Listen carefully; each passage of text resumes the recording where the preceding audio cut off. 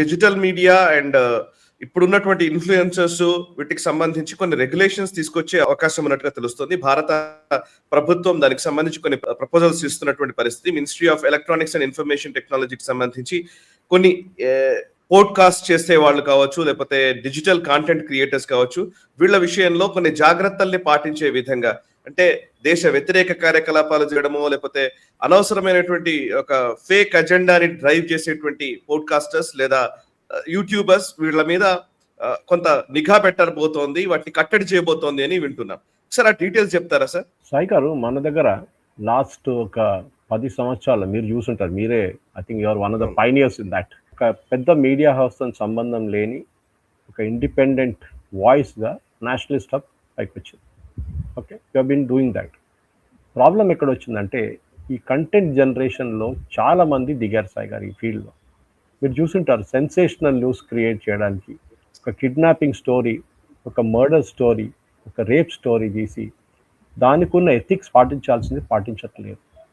మనకు అందరు తెలిసిందే సాయి గారు, పాక్సో కేసు ఉంటాయి for example, you are not suppose to reveal the name. ఆ అమ్మాయి పేరు మీరు బయట పెట్టకూడదు, ఫోటో పెట్టకూడదు, అమ్మాయి పేరు పెట్టకూడదు, ఏమి వాళ్ళు ఈవెన్ వాళ్ళ నాన్నగారు అమ్మగారి పేరు కూడా పెట్టకూడదు. అదొక రూల్ ఉంది. కానీ మన దగ్గర ఎంతమంది న్యూస్ ఛానల్స్ ఇది పాటిస్తారు సాయి గారు? ఇప్పుడు ఇంటర్వ్యూ చేస్తారు కదా, పోయి డైరెక్ట్ మైక్ పెట్టి ఇంటర్వ్యూ చేస్తున్నారు. అదే వాళ్ళకి ఐదర్ వాళ్ళకి తెలియదు, లేకుంటే తెలిసి దాన్ని వైలేట్ చేయడానికి ట్రై చేస్తున్నారు. ఎందుకంటే ఇప్పుడు యూట్యూబ్లో కూడా మన టెలివిజన్ లాగానే ఒక ర్యాట్ రేస్ మొదలైంది సాయి గారు. మీకు ఎన్ని వ్యూస్ వస్తుంది, మీరు ఎప్పుడు చెప్తుంటారు views is not important, watch hours is important అంటారు. మన ప్రేక్షకులకు పాసిబుల్ ఆ డిఫరెన్స్ కూడా తెలియదు బహుశా, కానీ మీరు ఎక్స్ప్లెయిన్ చేస్తే బాగుంటుంది. కానీ ఈ వ్యూస్కి కోసం పోరాడుతున్న చాలామంది యూట్యూబ్ ఛానల్ వాళ్ళు నన్నే సాయి గారు బిలీవ్ చేయరు, ఎవ్రీ వీక్ ఒక 5 నుంచి 6 మేజర్, ఐఎమ్ నాట్ టాకింగ్ చిన్నది, గుడ్ యూట్యూబ్ పెద్ద యూట్యూబ్ ఛానల్ వాళ్ళు కాంటాక్ట్ చేస్తున్నారు, సురేష్ గారు మీ ఇంటర్వ్యూ కావాలి. సో నేను ఫస్ట్ నా స్టాండర్డ్ లైన్ ఏంటంటే, మాకు టైం లేదు బాబు, నేను చాలా బిజీ ఉన్నాను, మీకు తెలుసు కదా నేను రోజుకి 5-6 వీడియోలు చేస్తాను, మిగతా చాలా మంది ఛానల్స్లో వెళ్ళి నాకు టైం లేదు. కానీ వాళ్ళు నెక్స్ట్ వీక్ వచ్చినప్పుడు సాయి గారు ఇంకో కొత్త 6 మంది వస్తున్నారు. సో మన దగ్గర ఎన్ని యూట్యూబ్ ఒక వైరస్ అని చెప్పొచ్చు సాయి గారు, దట్ ఈ జర్నలిజం గురించి బేసిక్ ఏబీసీ లేని నాలెడ్జ్ వాళ్ళు కూడా దీంట్లో దిగారు సాయి. ఇప్పుడు గవర్నమెంట్ ఏమంటున్నారంటే, మీరు పబ్లిషర్ ఒక్కటే కాకపోతే కూడా users who are not publishers who share content on news and affairs with in a code of ethics తీసుకురావాలని చెప్తున్నారు. దీంట్లో మీరు చూసుంటారు, చాలామంది మీరు చేసిన వీడియోని తీసుకొని మళ్ళీ దాన్ని ఎడిట్ చేసి రీల్స్గా తయారు చేసి పబ్లిష్ చేస్తారు. వాళ్ళు దాని క్రెడిట్ కొట్టేస్తారు, మీకు తెలియదు కూడా బహుశా. ఎవరో మిమ్మల్ని అది కొంచెం అలర్ట్ చేస్తేనే మీకు తెలుస్తుంది, అరే నా కంటెంట్ చాలా వీడియోలు నేను మొన్న ఈ మధ్యనే చూశాను. నేషనలిస్ట్ పేరిట వాడు ఈ పేపర్ నడుపుతున్నాడు. అదే మీరు బహుశా అది రిజిస్టర్ చేయాలంటే title, but you can still register it because register చేసాము మనం ఇప్పుడు. అంటే ఆ చిన్న మనుషులు ఎవరో వాళ్ళు ఇప్పుడు వాళ్ళ మీద ఏ కోర్టు కేసు వేసి వాడిని ఏం చేసినా కూడా కుదరదు. అట్లా అంటే ఎవరిని ఎవరు ఆపడానికి లేదు. ఇంకో పేరు మారుస్తాడు, ఇంకో ఐ అనే ఒక అక్షరం ఎక్స్ట్రా చేస్తాడు. అర్థమైంది కదా సార్? అంటే వీడియోలు కూడా మన దగ్గర నుంచి వచ్చిన వీడియోల్ని, మన కాంటెంట్ ని మనం ఇలా మాట్లాడామని చెప్పేసి మన కాంటెంట్ మీద కాంటెంట్ క్రియేట్ చేసే వాళ్ళు కూడా ఉన్నారు. అది వేరే విషయం.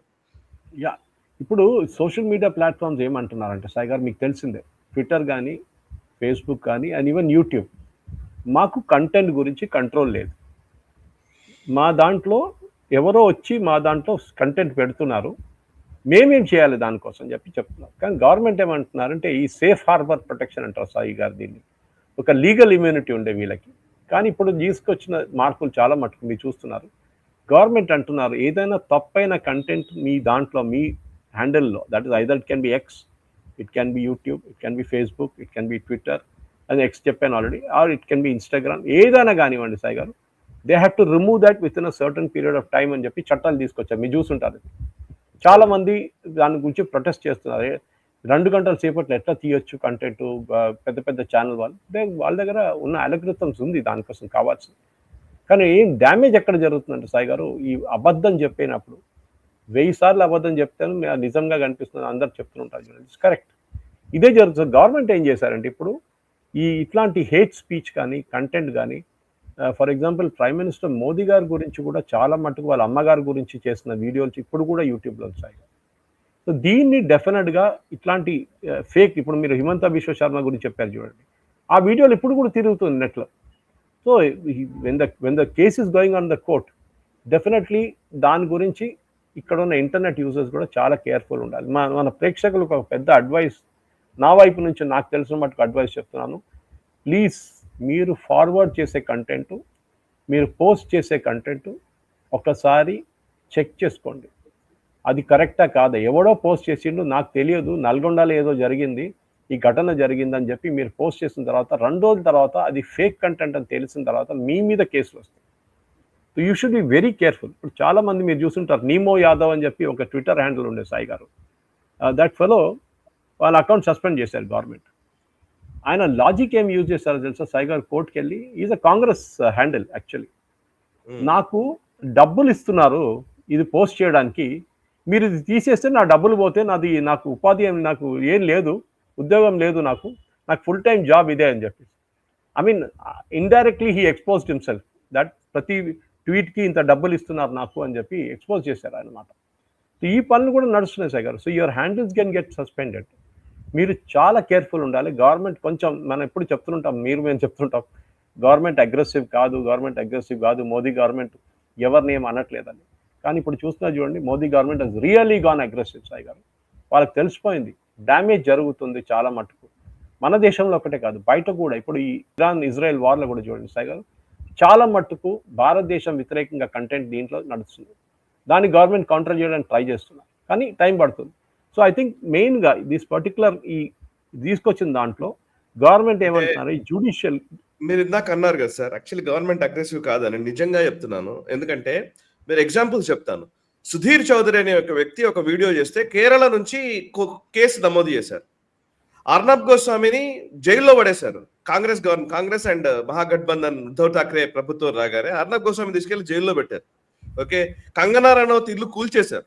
మీరు అట్ సైడ్ చూడండి, ఒకరిద్దరి పేర్లు మాత్రం వినబడతాయి కానీ షార్జిల్ ఇమాం గురించి మాట్లాడతారు జర్నలిస్ట్ అంటే. షార్జిల్ ఇమాం కి ఏంటి జర్నలిజంకి నాకు సంబంధం ఏమన్నా ఉందా? వాళ్ళందరూ మిగతా వాళ్ళందరూ ప్రాపగండా చేసినటువంటి వాళ్ళందరూ బాగానే తిరుగుతున్నారు. కానీ మోదీ గవర్నమెంట్ వచ్చిన తర్వాత ప్రెస్ ఫ్రీడమ్ పూర్తిగా నాశనం అయిపోయింది అని రిపోర్ట్లు వస్తాయి. వీళ్ళు నిజంగా యాక్ట్ చేయట్లేదు ఒక రకంగా చెప్పాలంటే. ఇప్పుడు మన దగ్గర కూడా చూసాం, కొంతమంది యూట్యూబర్లని కేసీఆర్ గవర్నమెంట్ ఉన్నప్పుడు టక్ మంది తీసుకెళ్లి లోపల పడేసిన రోజులు లేవు. మనకు రావట్లేదా నోటీసులు? నాకు వస్తున్నాయి చాలా నోటీసులు. రేవంత్ రెడ్డి గారు గవర్నమెంట్ వచ్చిన తర్వాత చెప్పారు కదా రేవంత్ రెడ్డి, నేను వాళ్ళ రోడ్డు మీద తిప్పి కొడతానని చెప్పి. రేవంత్ రెడ్డి గారు వచ్చిన తర్వాత రాలేదు నాకు నోటీస్. పాపం the point is very simple Sai garu, freedom of expression అంటాం, కానీ ఎప్పుడు అంటాం చూడండి, your freedom ends where my nose begins అని. ఓకే, నా ముక్కు, దాని తర్వాత ఇది నా body, you cannot have a right to it. మిమ్మల్ని డిమీన్ చేయడానికి సాయి గారు, ఎస్పెషలీ మహిళలు డిమీన్ చేయడానికి చాలా మటుకు వీడియోలు కానీ పోస్టులు కానీ చేస్తుంటారు. మన దగ్గర ఎప్పుడు చెప్తాను, మన దేశంలో అన్ఎంప్లాయ్మెంట్ ప్రాబ్లం కాదు, we have an employment problem. But అన్ఎంప్లాయ్మెంట్గా ఏంటంటే చాలా మంది ఈ యూట్యూబ్ అంటే వాడున్నారు. నేను ఒక 2 సంవత్సరాల ముందు కరీంనగర్కి వెళ్ళాను సాయి గారు. అక్కడ ఒక social media workshop seminar address చేయడానికి వెళ్తే ఒక 10 మంది వచ్చి కలిసారు నన్ను. సార్ మాకు 20 లక్షల ఫాలోవర్స్ ఉన్నారు, 30 లక్షల ఫాలోవర్స్ ఉన్నాయి, నువ్వేం చేస్తావు బాబు అంటే, నేను ఫుల్ టైం యూట్యూబ్ చేస్తుంటాను సార్ అంటే. ఆలోచించు, నేను ఫుల్ టైం యూట్యూబ్ చేస్తుంటాను సార్, మంచి నాకన్నా బెటర్ డ్రెస్ అండ్ షూస్ కార్లో వచ్చిండు. సో నేను అనుకున్నాను, వీళ్ళు సంపాదించే డబ్బులు, we don't earn that kind of money Sai garu. So government of India idea is that మీరు రెస్పాన్సిబుల్ జర్నలిజం చేయండి, ఎవరు వద్దంటలేదు, యూ షుడ్ డూ ఇట్. కానీ ఈ ఇర్రెస్పాన్సిబుల్ జర్నలిజం అని చూడండి, వాడిని కొట్టాడు, వీడిని కొట్టాడు, ఈ మర్డర్ జరిగింది, ఆ రేప్ జరిగింది. Government of India is now cracking down heavily అన్నమాట. మీ కేసులు ఉండవు కానీ మీ అకౌంట్ మొత్తం పోతుంది. మీ యూట్యూబ్ ఒకరోజు అట్లనే మాయమైపోతుంది కంప్లీట్గా, మీ ట్విట్టర్ హ్యాండిల్ మాయమైపోతుంది. ఈ ఐటీ యాక్ట్ ఫస్ట్ 2021లో తీసుకొచ్చారు సాయి గారు. దాంట్లో గవర్నమెంట్ ఇప్పుడు వాళ్ళ కంట్రోల్ ఆన్లైన్ కంటెంట్ మీద ఇంకా కొంచెం పట్టు ఎక్కువ చేస్తున్నారు. అఫ్కోర్స్ యూఎస్లో ఉన్న కంపెనీస్ ట్విట్టర్ కానీ యూట్యూబ్ కానీ మెటా కానీ వీళ్ళందరూ కంప్లైంట్ ఏం చేస్తున్నారంటే, మాకు ఫ్రీడమ్ ఆఫ్ ఎక్స్ప్రెషన్ లేదు. మీరు ఇదే యూరోప్లో సాయి గారు, వీళ్ళ వ్యతిరేకంగా ఎంత స్ట్రిక్ట్ రూల్స్ ఉందంటే వీళ్ళు పాటిస్తున్నారు అక్కడ. కానీ ఇండియాకి వచ్చేటప్పుడు వీళ్ళకి ప్రాబ్లం ఉందన్నమాట. In UK for example Sai గారు, మీరు ఎవరినైనా ఇట్లాంటి కంటెంట్ మోదీ గారు వ్యతిరేకంగా పెట్టే కంటెంట్ మీరు యూకేలో పెట్టి చూడండి సాయి గారు, you will be sued for it. You'll pay billions of pounds అన్నమాట. అది వీళ్ళు problem in India is you have too much of democracy. ఒకసారి నాకు అనిపిస్తుంది సాయి గారు, కొంచెం డిక్టేటర్షిప్ ఉంటే బాగుంటుంది మన దగ్గర కూడా. ఇది చాలా మట్టుకు మన మీడియాలో అండ్ ఎస్పెషలీ ఈ యూట్యూబ్ ఎక్స్ప్లోజన్ వచ్చిన తర్వాత దేర్ ఆర్ విపరీతమైన కంటెంట్ సాయి గారు, ఏ కనెక్షన్ లేని కంటెంట్. మీరు ఎప్పుడు వినలేని పేర్లు కూడా ఇప్పుడు జర్నలిస్ట్ అయిపోయారు. చెప్తుంటారు చూడండి, ఒక మన ఈ స్ట్రింగర్ల గురించి చెప్తారు ఎప్పుడు, ఈ ఊర్లలో తిరుగుతున్న స్ట్రింగర్ల గురించి.